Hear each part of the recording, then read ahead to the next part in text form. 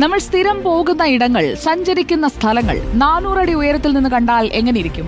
പത്തനംതിട്ട നഗരത്തിന്റെ ആകാശ കാഴ്ച കാണാൻ സഞ്ചാരികൾ സ്ഥിരം എത്തുന്ന ഇടമാണ് നഗരഹൃദയത്തിലുള്ള ചുട്ടിപ്പാറ. പത്തനംതിട്ട നഗരത്തിന്റെ വിദൂര കാഴ്ച മാത്രമല്ല, ജില്ലയിലെ ഒട്ടുമിക്ക പ്രദേശങ്ങളും ഈ മലമുകളിൽ നിന്നാൽ കാണാം. അടിവാരത്തു നിന്ന് കുത്തനെയുള്ള പടികൾ കയറി വേണം മലമുകളിലെത്താൻ.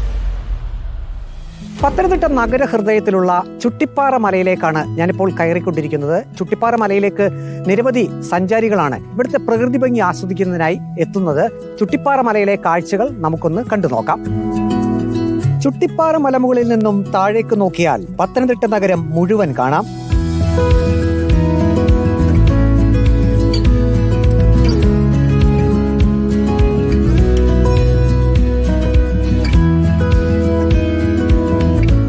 പത്തനംതിട്ട മുനിസിപ്പൽ ബസ് സ്റ്റാൻഡിന്റെ വിദൂര ദൃശ്യവും ആകർഷകമാണ്.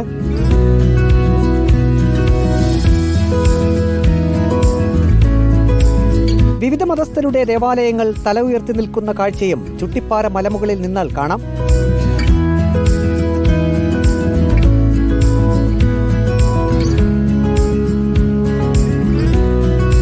ദൂരെ ആ കാണുന്നതാണ് അച്ഛൻ കോവില. നദിയിൽ ഒഴുകിയെത്തുന്ന വിവിധ തോടുകളും ഇവിടെ നിന്നാൽ കാണാം.